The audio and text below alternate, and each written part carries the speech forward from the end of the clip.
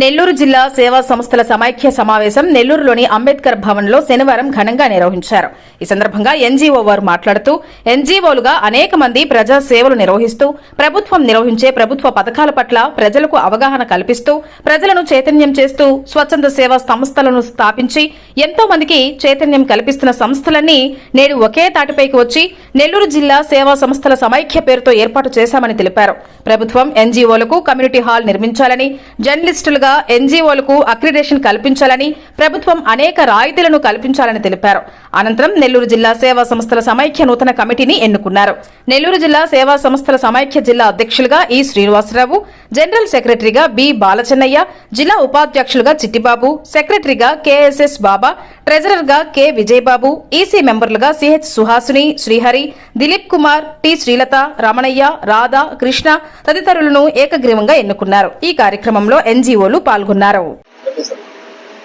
నెల్లూరు జిల్లాలో విద్యా వైజ్ఞాన పరంగా ఎంతో అనూహ్యంగా పెరిగింది. అయితే అనేక మంది ప్రజలు దిగువ స్థాయిలో ఉన్నారు. అనేక మంది ప్రజలు దారిద్ర్యం దిగువ స్థాయిలో ఉన్నారు. సామాజిక అంశాల మీద కానీ ఇతరత్ర అంశాల మీద కానీ చాలా నిస్సహాయకమైన పరిస్థితుల్లో వల్నరబుల్ సిచ్యువేషన్స్ లో ఉన్నారు. ఆ రకంగా ఉంటున్న వాళ్ళు బడి బయట పిల్లలు ఉన్నారు, బాల కార్మికులు ఉన్నారు, ఏ రకమైనటువంటి చదువుకి ఆదరణకి నోచుకోనటువంటి వాళ్ళు ఉన్నారు. వీళ్లే కాకుండా గ్రామాల్లో కులపరంగా వివక్షతలతోటి గిరిజనులు కానీ, యానాదులు కానీ, చల్లా యానాదులు కానీ, ఇతరత్ర కానీ అనేక మంది బడి బయట ఉంటున్నారు. మూడోది బాండల్ లేబర్ అనేటువంటిది విస్తృతంగా వెట్టి చాకిరి, బాలల ఎట్టి చాకిరి అనేది ఎర్రి పుంతలు తొక్కి అడ్వాన్స్ డబ్బులు ఇచ్చి ఇళ్లలో పని పెట్టుకొని డొమెస్టిక్ చైల్డ్ లేబర్ ఆడపిల్లలతోటి బయట ఆడపిల్లలతో పనులు చేర్చుకుంటున్నారు. ఈ బయట ఆడపిల్లలతోటి పనులు చేర్చుకునేటువంటి ఈ బాండెడ్ చైల్డ్ లేబర్ మీద ప్రభుత్వం నాప్కే వస్తే చర్యలు చేస్తాం. ఈరోజు నెల్లూరు జిల్లా స్వచ్ఛంద సంస్థల సేవా సమాఖ్య ఆవిర్భవించడం జరిగింది. తొలుతగా కమిటీ కూడా దీనికి కాన్స్టిట్యూట్ అయింది. ఈ జిల్లాలో ప్రభుత్వ మరియు ప్రైవేట్ భాగస్వామ్యం ఎన్జిఓస్ తోటి కలిసి పనిచేయాలని చెప్పి నిన్నటి రోజు గౌరవ ముఖ్యమంత్రి గారు కూడా ఈ విషయాన్ని ప్రస్తావించడం జరిగింది. ఎన్జిఓ గ్రాస్ రూట్ లెవెల్ నుంచి పనిచేసుకుంటూ వస్తుంది కాబట్టి సమస్యల్ని ఐడెంటిఫై చేసుకొని చాలా విషయాలలో ప్రభుత్వ యంత్రాంగమే ఎన్జిఓస్ దగ్గర ఉన్నటువంటి డేటాని అడిగి తీసుకున్నటువంటి పరిస్థితి చాలా సందర్భాల్లో చూసా. కాబట్టి ఈ యొక్క సమాఖ్య ద్వారా రాబో కొద్ది రోజుల్లో ఒక ప్రణాళికాబద్ధంగా అధికార యంత్రాంగంతో కూర్చొని రాష్ట్ర మంత్రులు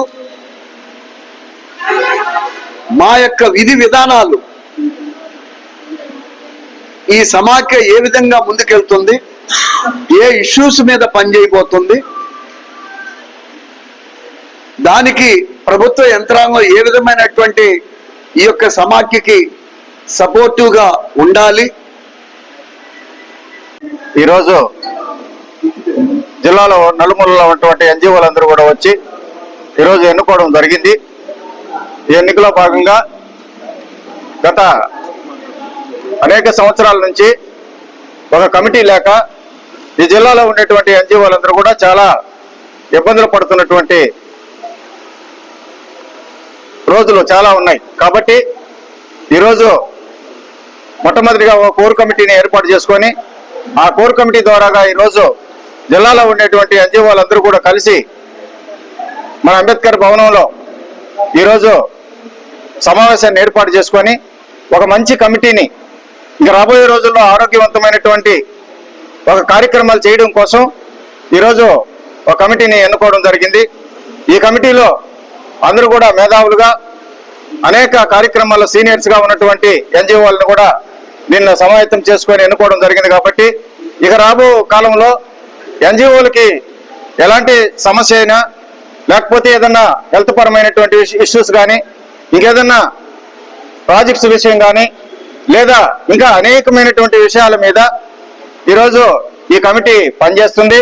కొన్ని మేము కూడా అనుకున్నాం, అదేవిధంగా కమ్యూనిటీ హాల్స్ కావాలని అనుకున్నాం, అదేవిధంగా ఎన్జిఓ నిధిని ఏర్పాటు చేసుకోవాలనుకున్నాం, అలాగే ఈ రాకపోకలకి కావాల్సినటువంటి ప్రయాణానికి సంబంధించిన అక్యుటేషన్ లాంటిది మాకు కూడా కావాలని అడగాలని ఆశపడుతున్నాం. అదేవిధంగా ఆఫీస్కి స్థలాలు కూడా మేము కేటాయించుకోవాలని ప్రభుత్వాన్ని అడగాలని అనుకుంటున్నాం. అదేవిధంగా మాకు ఇన్సూరెన్స్లు కానీ హెల్త్ కార్డ్స్ కానీ ఇలాంటివి అన్నీ కూడా మేము ఇలాంటివి ప్రభుత్వం ద్వారా పొందుకోవాలని మేము ఆశపడుతూ ఈ కమిటీని మేము ఏర్పాటు చేసుకోవడం జరిగింది. ఈ కమిటీకి కూడా మన జిల్లా నుంచి నలుమూలల నుంచి వచ్చినటువంటి వారందరికీ కూడా మరొకసారి ధన్యవాదాలు తెలియజేస్తూ ఈ కమిటీని ఇలాగే కొనసాగించాలని మేము మనస్ఫూర్తిగా కోరుకుంటూ సెలవు తీసుకుంటాం.